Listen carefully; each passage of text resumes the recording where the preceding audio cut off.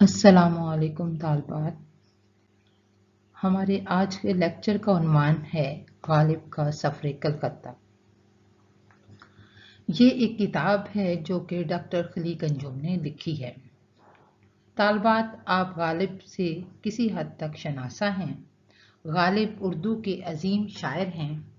उन्होंने अपनी जिद्दत तबाह, नुदरत ख्याल, फ़लसफ़ियाना सोच और हमागीर शख्सियत की बिना पर उर्दू शायरी में निखार पैदा किया। उर्दू के वो वाहिद शायर हैं जिनकी शायरी दिलनशीन और दिल आवेज़ होने के साथ साथ ख्याल अंगेज और फिक्र अंगेज भी है। उनके बज़ाहिर मामूली से मामूली ख्याल की तह में भी कोई ना कोई फ़लसफ़ियाना नुक्ता छुपा हुआ होता है। उर्दू शायरी में उनकी हैसियत एक रहनुमा की सी है। लेकिन गालिब को, जो कि उर्दू अदब का एक मुनफरिद शायर है, उसको अपनी ज़िंदगी में बहुत सी परेशानियों का सामना करना पड़ा। इन्हीं में से एक परेशानी गालिब की पेंशन के सिलसिले में थी और इसी सिलसिले में गालिब ने ये कलकत्ता का सफ़र किया। इस लेक्चर का मकसद आपको इस काबिल बनाना है कि आप उर्दू के मशहूर शायर गालिब के बारे में जान सकें, उनकी ज़िंदगी के पोशीदा गोशों से आगाही हासिल कर सकें और डॉक्टर खलीक अंजुम ने किस तरह से इस किताब में कुछ हक़ाइक़ को वो सामने लाए हैं और किस तरह से उन्होंने उस पर बहस की है और हमारे इल्म में इजाफा किया है। ये तमाम बातें जब आप सीखेंगी तो इससे आप जान सकेंगी कि तहकीकी किताबें कैसे लिखी जाती हैं और उसका जायज़ा कैसे लिया जाता है। डॉक्टर खलीक अंजुम, जो कि हमारे हमसाया मुल्क भारत से तल्लुक़ है इनका, उर्दू ज़ुबान की तहकीक में खलीक अंजुम का नाम किसी तारुफ का मोहताज नहीं है। तहकीक के हवाले से इनकी बेशुमार किताबें मंजर आम पर आ चुकी हैं। मिर्ज़ा रफ़ी सौदा पर इनकी किताब की उर्दू अदब में अपनी अलग अहमियत है। इन्हें माहिर गालिबियात भी तस्लीम किया जाता है। उर्दू के मुमताज़ मुहक्किक, नक्काद, अदीब, माहिर गालिबियात और अंजुमन तरक्की उर्दू हिंद के नायब सदर थे।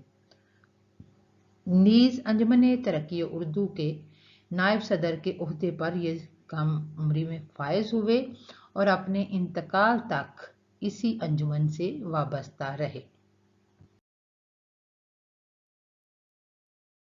खलीक अंजुम 22 दिसंबर 1935 को दिल्ली में पैदा हुए। इनका नाम खलीक अहमद खान था और अदबी हलकों में वो डॉक्टर खलीक अंजुम के नाम से मशहूर हुए। रिफत सरोश डॉक्टर खलीक अंजुम की जवानी के हवाले से लिखते हैं कि अंजुमन तामीर उर्दू के जलसे ही में डॉक्टर खलीक अंजुम से तारुफ हुआ।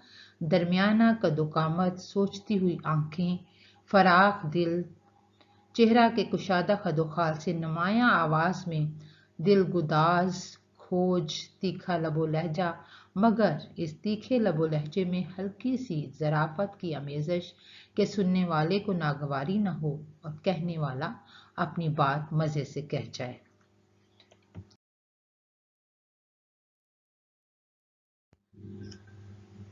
ये ख्यालात थे रिफत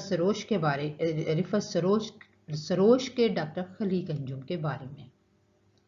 तालबात, खलीक अंजुम अपने ज़माने की एक फ़ाल शख्सियत थे।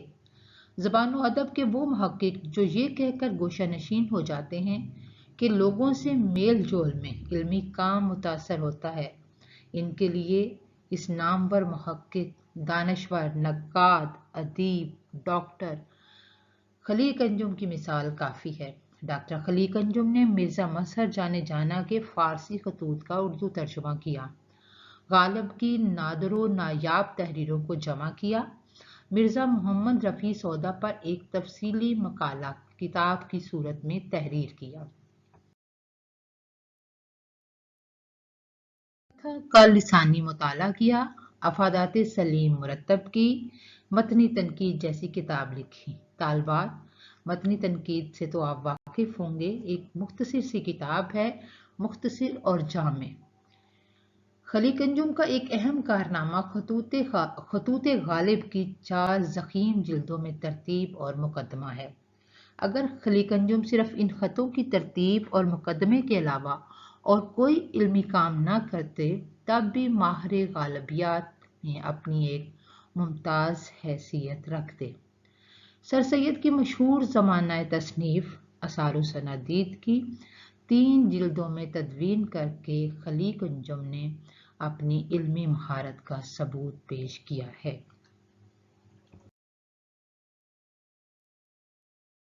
خلیق انجم کے والد محمد احمد مرحوم ریلوے انجینئر تھے۔ نانا عزیز الرحمن انگریزوں کو اردو پڑھاتے تھے۔ دلی کے لال قلعہ میں انگریزوں کو اردو پڑھانے کا ایک کالج تھا۔ منشی عزیز الرحمن صاحب اس کے پرنسپل تھے۔ فارسی اور اردو کے عالم تھے۔ انہوں نے 7 جلدوں میں علم مجلس کے نام سے اردو شعروں کی ڈکشنری مرتب کی، جو بہت مقبول ہوئے۔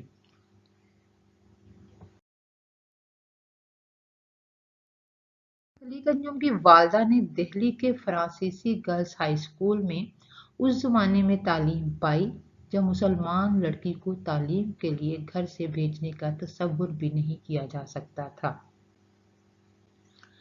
خلیق انجم کی والدہ کیسرا سلطانہ غیر معمولی ذہین خاتون تھیں۔ مڈل تک تعلیم حاصل کرنے کے بعد ان کی شادی ہو گئی۔ خلیق انجم کی والدہ کیسر سلطانہ عزیزی کے نام سے اردو رسالوں میں عورتوں کے سماجی مسائل پر مضامین لکھا کرتی تھیں۔ خلیق انجم کے والد کے انتقال کے بعد خلیق انجم کی والدہ نے لکھنا چھوڑ کر ملازمت کر لی۔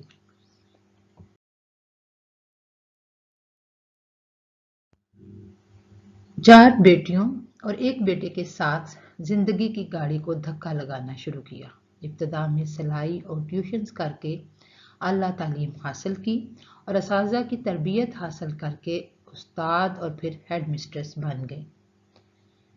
خلیق انجم کی والدہ نے انہیں اور ان کی بہنوں کو اعلیٰ تعلیم دلوائی۔ خلیق انجم کو اسکول کے زمانے سے ہی شاعری، افسانے اور ناول پڑھنے کا شوق پیدا ہو گیا تھا۔ اسکول کے میگزین کے ایڈیٹر بھی رہے اور علی گڑھ سے شائع ہونے والے ماہنامہ جھلک میں افسانے لکھنے شروع کر دیے۔ انٹرمیڈیٹ میں داخلے کے بعد خلیق انجم علی گڑھ چلے گئے، جہاں ماہنامہ جھلک کے ایڈیٹر متعین ہو گئے۔ ایم اے اردو کرنے کے بعد کروڑی مل کالج میں لیکچرر ہو گئے۔ خلیق انجم کی سب سے پہلی کتاب مراج العاشقین تھی۔ آپ کا پی ایچ ڈی کے مقالے کا موضوع مرزا مظہر جانے جانا تھا۔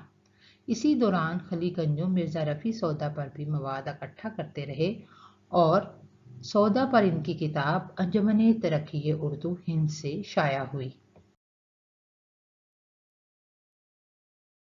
ڈاکٹر خلیق انجم کی تقریباً 80 کتابیں مختلف موضوعات پر شائع ہو چکی ہیں۔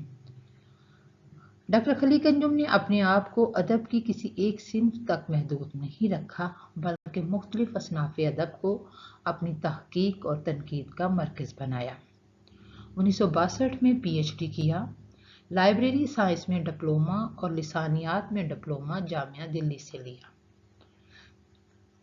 وہ صرف 37-38 میں انجمن ترقی اردو میں اس عہدے پر فائز ہوئے۔ تقریباً 37-38 سال کی عمر میں وہ انجمن ترقی اردو میں اس عہدے پر فائز ہوئے جن پر ان سے قبل آل احمد سرور، قاضی عبدالغفار اور مولوی عبدالحق فائز تھے۔ بابا اردو مولوی عبدالحق کہ جن کا اتنا نام ہے، آپ بھی اس عہدے پر فائز رہے۔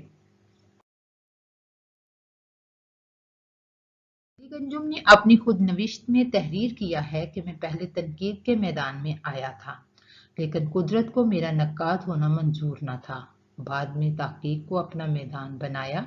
مجھے اطمینان ہے کہ خدا نے مجھے جتنی صلاحیتیں دی تھیں، میں نے ان کا پورا استعمال کیا ہے اور میں نے قلم کے تقدس کا ہمیشہ احترام کیا ہے اور کبھی کچھ ایسا نہیں لکھا جس سے ذاتی مفاد حاصل ہو۔ حالانکہ میں نے اپنے بیشتر ہم اثروں کو اس مرض میں مبتلا پایا۔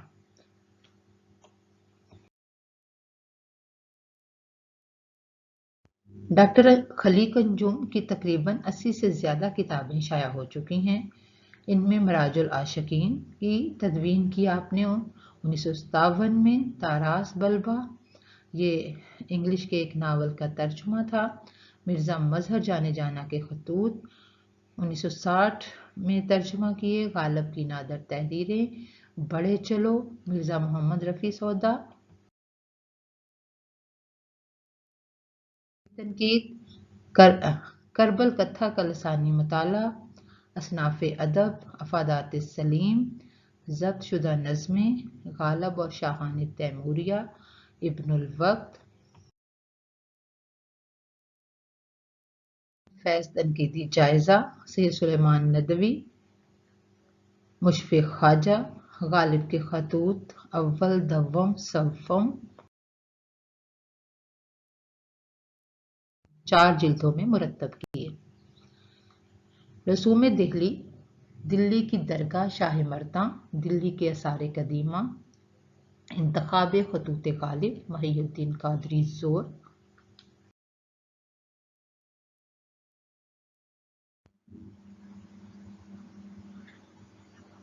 غالب کا سفر کلکتہ اور کلکتے کا ادبی مارکہ، مرزا اسداللہ خان غالب کے پنشن کے سلسلے میں ہونے والے سفر کلکتہ پر مشتمل ہے۔ اس کو ڈاکٹر خلیق انجم نے تحریر کیا ہے اور انجمن ترقی اردو پاکستان نے غالب انسٹی ٹیوٹ کے تعاون سے 2005 میں شائع کیا۔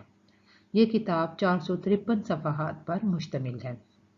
خلیق انجم نے اس کتاب کو مولانا الطاف حسین حالی، پروفیسر مسعود حسن رضوی ادیب، قاضی عبدالودود مالک رام، مولانا امتیاز علی خان عرشی، مولانا غلام رسول مہر، شیخ اکرام اور پروفیسر نذیر احمد کے نام کیا ہے۔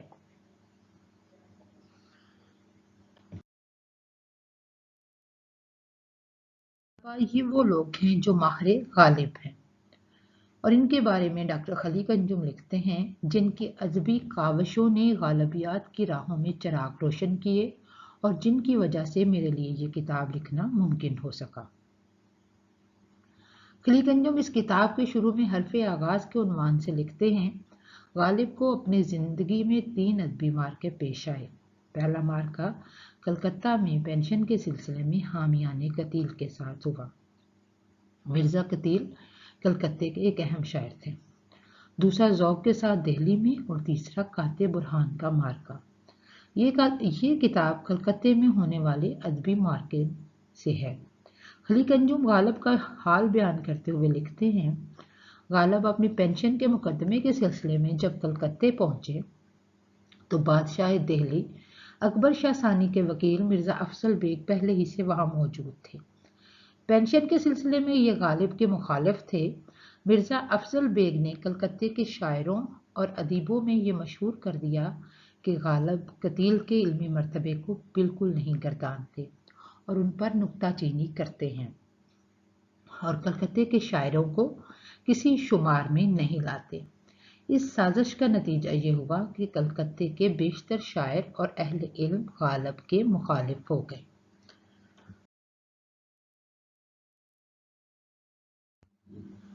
خلیق انجم غالب کے متعلق لکھتے ہیں کہ غالب کی پوری زندگی ان کی خاندانی پنشن کے گرد گھومتی رہی تھی۔ غالب کے چچا نصر اللہ بیگ خان برطانوی فوج میں 400 سوار کے رسالدار تھے، یعنی وہ رسالدار کے عہدے پر فائز تھے، اور ان کی ماہانہ تنخواہ 1700 روپے تھی۔ بھرت پور بھارت میں ایک علاقہ ہے، قریب 2 پرگنے سونسا مرہٹے سردار لکیر کے قبضے میں تھے۔ نصر اللہ بیگ خان نے فوج کشی کر کے ان دونوں پرگنوں پر قبضہ کر لیا۔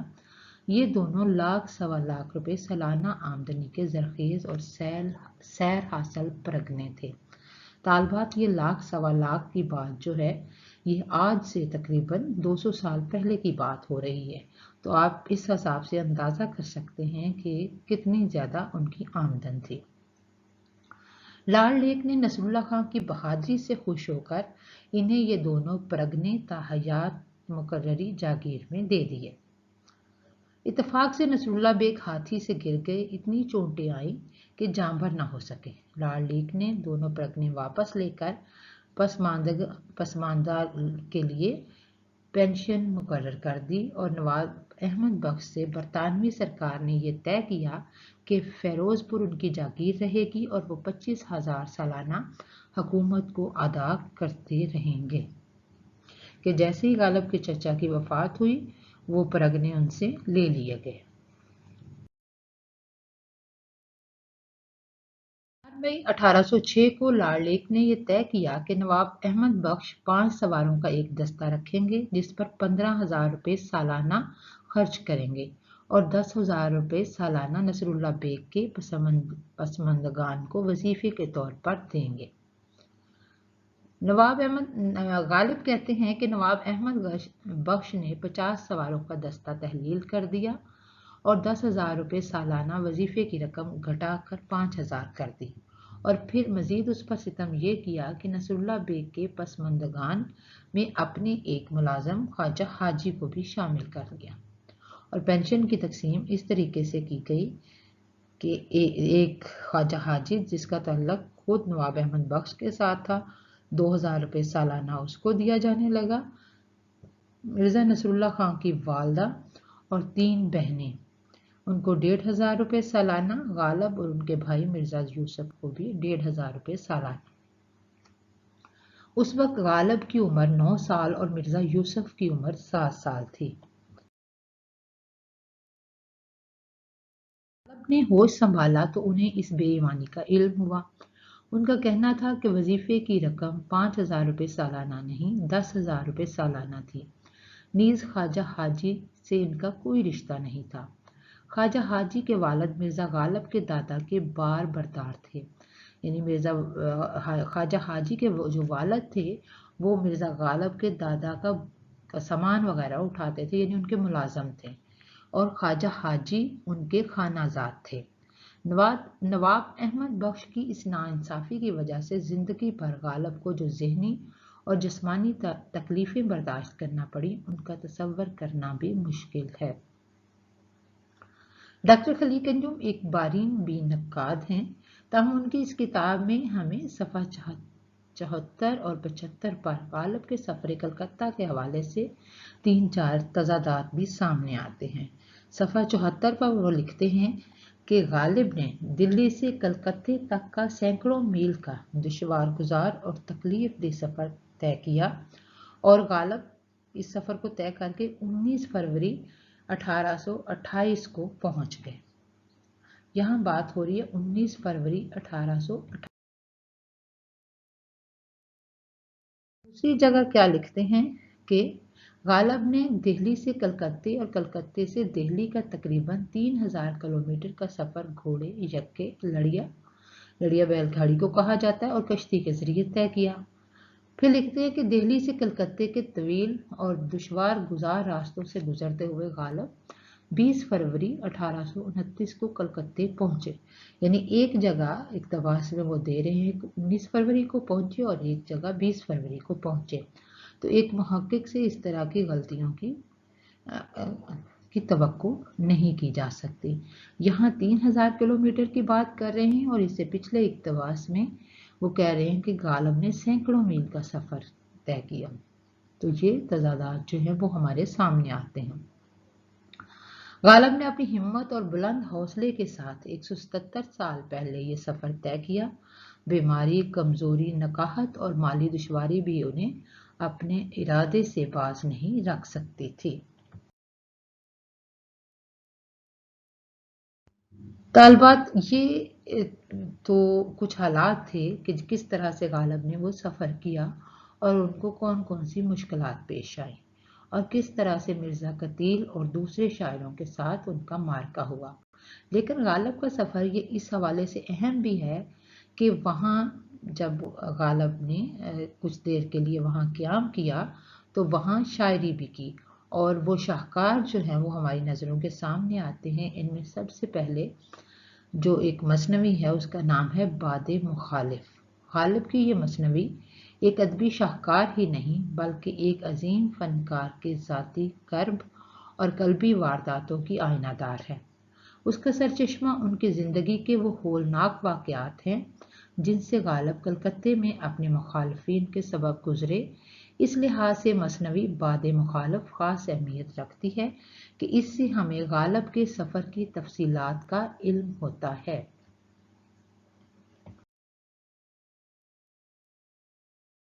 مثنوی ہے چراغ دیر۔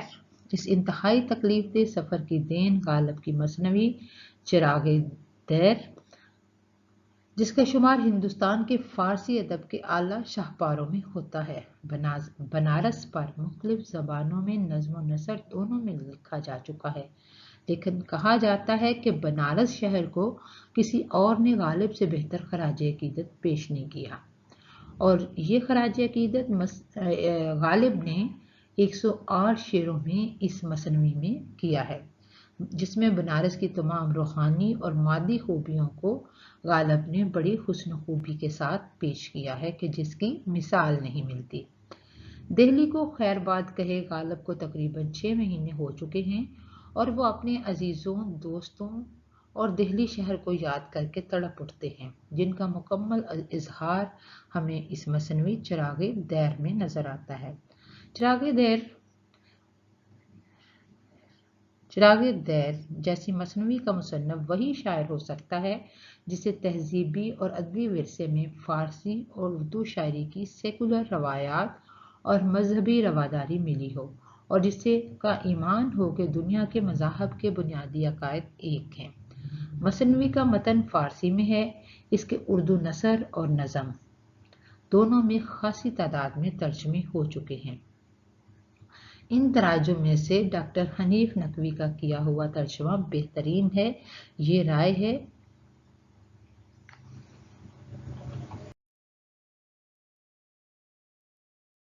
ڈاکٹر خلی کنجم کی کہ حنیف نقوی کا ترجمہ سب سے بہترین ہے۔ اس کے علاوہ جو ترجمہ ہے وہ ڈاکٹر زوئے انصاری نے کیا ہے، اور یہ بہت سادہ اور سلیس ترجمہ ہے۔ ڈاکٹر حنیف نقوی نے غالب کی مثنوی چراغ دیر کا منظوم ترجمہ کیا ہے۔ یہ ترجمہ اصل سے قریب تر ہے۔ اس کے علاوہ اس ترجمے میں ایسی روانی اور سلاست ہے کہ ترجمے میں تخلیقی شان پیدا ہو گئی ہے۔ غالب 1823 سے 1845 تک تقریباً 22 سال تک پنشن کے سلسلے میں اپنے ساتھ ہونے والی ناانصافی کے خلاف جدوجہد کرتے رہے۔ 1828 سے 1845 کے دوران غالب نے بڑی تعداد میں حکومت کو درخواستیں دیں کہ اس پنشن کو بحال کیا جائے۔ غالب کی یہ تمام درخواستیں نیشنل آرکائیوز انڈیا نئی دہلی میں محفوظ ہیں۔ غالب کی درخواستیں اور مقدمے سے متعلق دستاویز لے کر ایک مصنف پرتھوی راج نے حق جاگیر غالب کے نام سے 1968 میں نیشنل آرکائیوز کی طرف سے ایک کتاب شائع کی تھی۔ اس کتاب کی اشاعت میں آرکائیوز کے ساتھ کوئی ایسی قانونی پیچیدگی پیدا ہو گئی کہ پرتھوی چند صاحب کو کتاب کی تمام جلدیں واپس لے کر ضائع کرنی پڑیں۔ چند جلدیں محفوظ رہ گئیں، ان میں سے ایک سے خلی کنجم نے دوران تحریر استفادہ کیا۔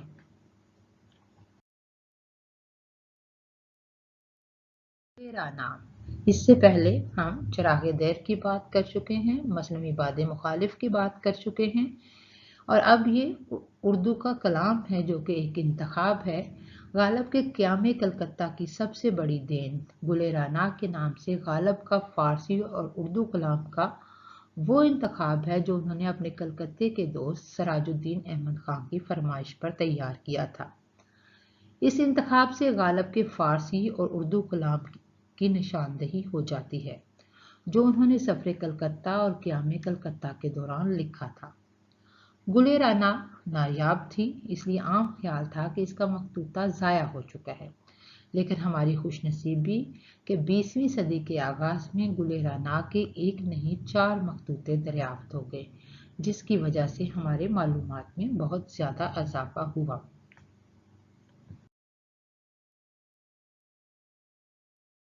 گل رانا کے جو نسخے دریافت ہوئے جو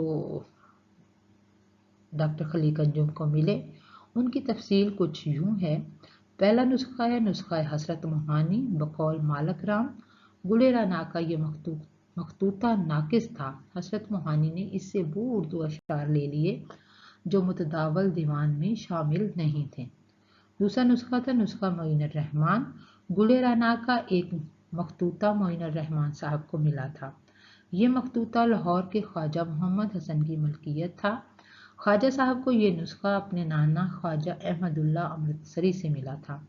اس نسخے کی ایک اہمیت یہ تھی کہ غالب کے ہاتھ کا لکھا ہوا تھا۔ مخطوطے کے آخر میں تاریخ کتابت 11 ستمبر 1828 درج تھی۔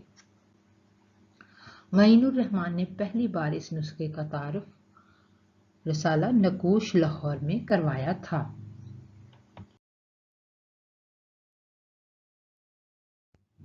تیسرا نسخہ مالک رام۔ مالک رام جب سرکاری ملازمت میں تھے تو عماد الملک سید حسین بلگرامی کے صاحبزادے سید نقی بلگرامی ان کے افسر اعلیٰ تھے۔ نقی صاحب کو غالب سے مالک رام کی غیر معمولی دلچسپی کا علم تھا۔ ان کے پاس گلے رانا کا ایک نسخہ تھا جو انہوں نے مالک رام کو تحفتاً دے دیا۔ یہ نسخہ بڑے سلیقے سے مرتب کر کے مالک رام نے علم مجلس دہلی سے 1870 میں شائع کیا تھا۔ نسخہ قدرت نقوی۔ خاندان شریفی کے حکیم اجمل خان کے پوتے حکیم محمد نبی خان کے ذاتی کتب خانے میں گلے رانا کا ایک مخطوطہ محفوظ تھا۔